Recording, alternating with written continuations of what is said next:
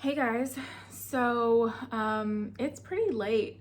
It's like 11:43 at night, which I guess isn't super late, but I'll be honest, I've already started to unwind for the evening. I'll be quite honest, I ate an edible, so I'm here. I went live with my friend Ingrid earlier, and we were just kind of vibing, but now Ingrid is gone, and I kind of like bounced back to a little bit of reality.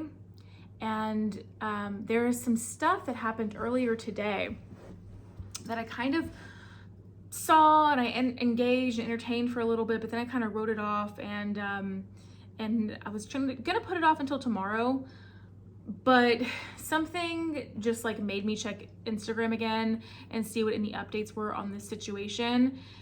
And there were. And then I saw that Adam McIntyre made a video about this situation. And so I decided to check out his video. And now I have been called to make a video about this. Like, I just feel like I have to do a video about this right now. So here I am. So if you have been on Instagram lately and you follow an account called Spill Some Tea With Me, then you may have seen her post about this, or hear her, I don't know what gender they are, but they're an account on Instagram. And they're basically talking about or posting receipts of this gentleman named Mike Clum, and him reaching out to smaller Instagram gossip tea accounts and smaller YouTube channels about an inquiry to do an interview for a documentary series coming up. And I was actually approached via email by Mike Clum maybe a month or two ago. And basically what this guy is saying that he's doing, it's a little bit different message based on what Spill Some Tea With Me posted and based on what I received. But basically what this gentleman is doing is saying that he works for a production company called Clum Creative. I guess he's the CEO. It sounds like it. Clum, his last name is Clum. And they are working on a documentary about drama channels and the controversial people that we talk about. So in his email to me, he specifically said James Charles, Trisha Paytas, and Kanye West. It's specifically the three that he mentioned in the email to me. He's telling other people it's a documentary about Trishyland and drama channels and their subreddits on Reddit. After watching Adam's video, Adam basically says, without saying, he says in the best way that he can without getting into trouble, because I'll be honest, I'm gonna tread lightly with all of this stuff. Everything that I've said and will say in this video thus forward are alleged, because I don't want any noise from anybody in a legal matter. But he says that he has not heard about Trisha planning a documentary to kind of make her seem like the victim and try to put down other people that might have spoke negatively of her in the past, and the subreddits. And a big part of the reason people think Trisha is doing this is because she wants the subreddits taken down. Now, he said that he hasn't heard that, but if you were watching the video, it was basically like he was saying he hadn't, but he had by his body language, and he was letting us know. If you watch the video, then you'll see it. And I'll be honest, it scared me to see that, because one thing I don't want to happen is, I agree, by the way, I actually agreed to do an interview with this guy. I agreed. He's supposed to come out the first week of April, and we're supposed to sit down and do an interview. And what I don't want to happen, and what I will not allow to happen, is for my character to be assassinated by editing or by the way that this documentary decides to portray me, because it's a documentary with the entire purpose being to make Trisha Paytas seem like the victim and victimize her and kind of make everyone else look like horrible people. What I'm not going to allow to happen is that. And so I'm really hesitant and honestly a little bit scared to proceed with this guy on this interview. And I haven't made my decision as to what I'm gonna do yet, but I'm getting a really bad feeling. And to be quite honest with you, from the get-go at this thing's inception, when they first emailed me and reached out to me about it, I kind of felt something in my gut that was telling me like, this isn't good either. But I thought I might just be like scared because of the, like, I hadn't been really in the YouTube world in a little bit because of my mom. And I'm just hesitant to proceed. And Adam made a good point in his video when he said, why is this person reaching out to not even medium-sized creators? Like, so this person, from the receipts I saw, this person reached out to Animal Kingdom, who, you guys know me and her have not always had the best past, but she's another small drama creator on the platform. I think we have around the same size following. And then Mysterious Tea, I heard, which is a larger creator, but you guys know that Mysterious Tea has talked about Trisha extensively, to the fact that it was major drama last year. So what I haven't heard is like of this person reaching out to any larger creators. They didn't reach out to Adam McIntyre. He has 200-something thousand followers. I reached out to Sebastian Soto. He did not respond to me to see if the person had reached out to him. I haven't heard anything from Nick and Dustin. Not that we talk like that to where they would just tell me. We don't talk like that unless I ask them. I'm pretty sure if I ask them, they probably tell me, but I haven't asked them, so they haven't said anything. And I haven't heard of them reaching out to anybody, any other larger creators. I don't know about them reaching out to Peter Mon. I don't know about them reaching out to Paige. I don't know about them reaching out to any of the creators out there, and or Rich Lux. I don't know. I feel like if he would have reached out to Rich, I would have heard about it, because I have discussed the fact that I got approached by this person with somebody who works for Rich. So I feel like if I would have heard, like, if he was a part of it too, and they never said anything. So I don't think that this person's reached out to Rich. So I'm just like, why reach out to these smaller creators? Is it because you want it to be easier to make us look really bad because nobody knows who we really are in a grand scheme of things? So you think that our characters are the easiest to manipulate to favor your film? Is it because nobody of substantial size will give you the time of day? Is it because everyone of substantial size knows that there's this alleged documentary in the works about Trisha Paytas being the victim and like trying to take down the subreddits and stuff? Allegedly, my conspiracy theory.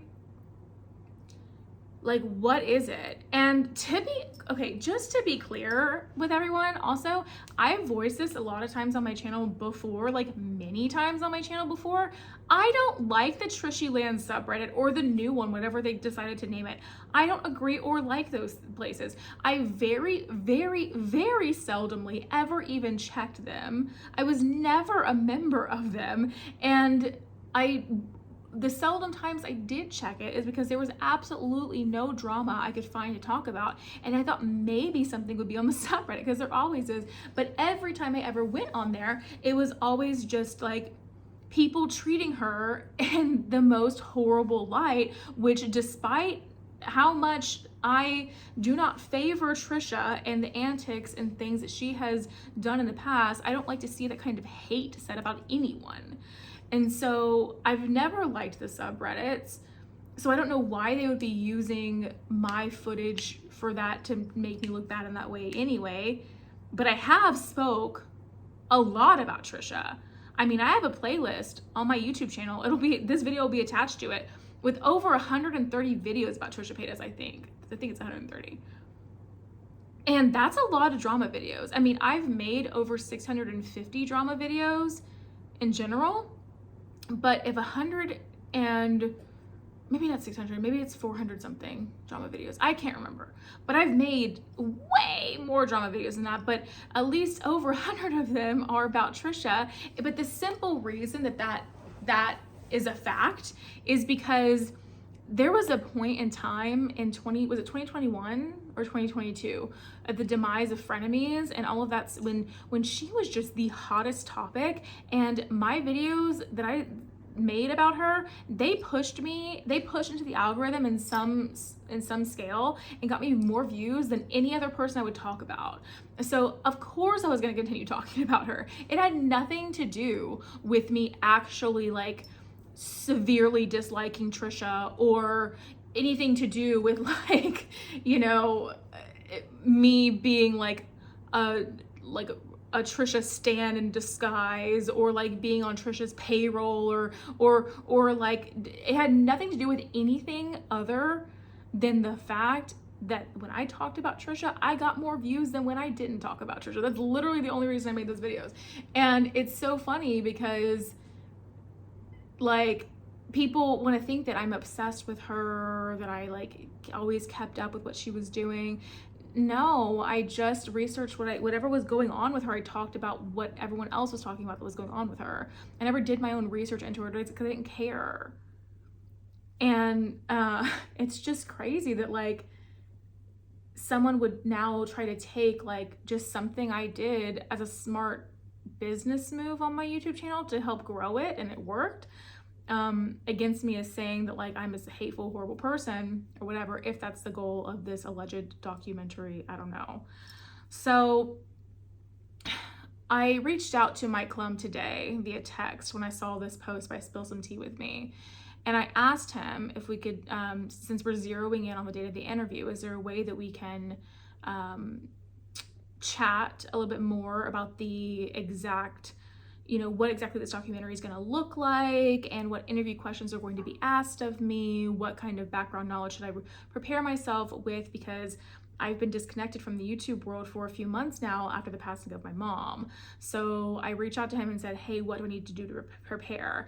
And it really wasn't, I mean, in a way it was me asking that, but that was also my red flag, like, hey, I need to have a conversation with you, sir, because I need to know what this documentary is going to be about. I need to know that what I'm signing myself up for and what I'm agreeing to. And this gentleman has already bought a flight out here to Houston, and he doesn't know where I live. He doesn't know anything like that. And so, but he does have a flight planned out here for Houston. And if I don't hear back from him, actually, to be honest with you, I think that at the point of me making this video and I'm going to be posting this, like me doing this right now, is me saying like, I'm not doing this. I'm not going to meet with you. And I'm going to have to really stand up for Shelby and really like hold my ground and not get into people pleasing, you know, tendencies, because he already has a flight booked out here and everything. But I'm not going to do this. I'm not going to do this because I'm not going to have my character assassinated and ruined online for nothing. I'm not going to do that. There's nothing I have ever said about Trisha has been to the level that these people on this Reddits do, ever. There's been some times when I've crossed the line about things that I've said about her, and I have said after the fact that I regretted those things. I pushed the limits a couple times, but I never went to the degree that some of these people on these Reddits do. And so I'll be damned if you make me seem like I'm one of them, because I am not. I've always given Trisha a fair shot and a fair chance to do better and to be a better person and to quit with the antics. And I've been very transparent about that. So it's just, honestly, it's kind of mind-boggling, to be quite honest. It's a little bit mind-boggling, and I don't know. This is a little scary, I'm not gonna lie. You know, like, I don't know why they would reach. I mean, it makes sense if they're going for smaller creators that talk about Trisha a lot. It makes complete sense that they would reach out to me.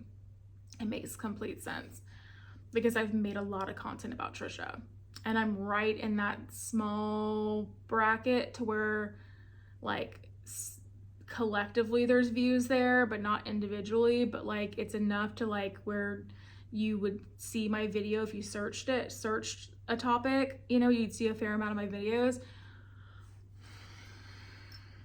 It's just crazy. I can't I can't believe that I almost fell for that, dude. I really can't believe I almost fell for that. And I'm so grateful that Spill Some Tea With Me posted that. And I actually chatted with her today, and I sent her like what this guy had sent me. And then I actually chatted a little bit with Animal Kingdom too today. And Animal Kingdom also was like, don't do it. And I was like, I think you're right. So, oh, I don't know. You guys, if you're a smaller channel out there and you happen to see this, I hope that you're connected in with the Instagram world and everything like that, and that you see these kind of videos, and I really hope that you think twice before doing this interview, because you just never know what's going to happen from it. And who knows, I could be like making this decision and it could have potentially been the best thing for my YouTube career. Maybe it would have made me blow up, who knows. But I just can't do it. I actually, honestly, also, I have only talked about Trisha Paytas once on my channel in the past 4 months, aside from this video.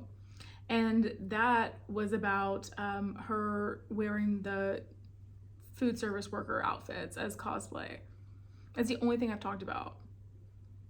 So it's just, I got a bad feeling. Anyway, that's my side of this whole Mike Clum thing. I was approached by him, and I actually had a meeting set up with him, and I'm not gonna go. I've just made a decision. I think I'm not gonna go. So let me know in the comment section down below if you're another small channel and they reached out to you, or let me know what else you've heard about all this drama in the comment section down below. I'd love to hear from you. I guess that I just feel like Trisha making a documentary about being the victim of drama channels is like, honestly, when Adam said this too, I was like, wow, no, you're really right. She has like said the past how many months that since she's at Malibu, that she's like, oh, I'm past the drama, I don't care about it anymore, I'm so much more content and happy, da da da. Even when she was pregnant, she was saying that. And it's like, now we're finding out, allegedly, that she's been working on this documentary behind the scenes to victimize herself in the name of drama channels and subreddits. And it's just like so ironic, right? It's just so ironic, but so not a surprise. And I'm not even sure, I might have just said that verbatim how Adam McIntyre said it. I don't remember how he said it, but damn, ain't that the mother effing truth? Ain't that the mother effing truth? Okay guys, I gotta go. I am deep into this edible. You probably can tell by me ranting on how I am, and I gotta go. But this is wild. This is my side of the whole Mike Clum thing, and yeah, I'll talk to you later. Bye.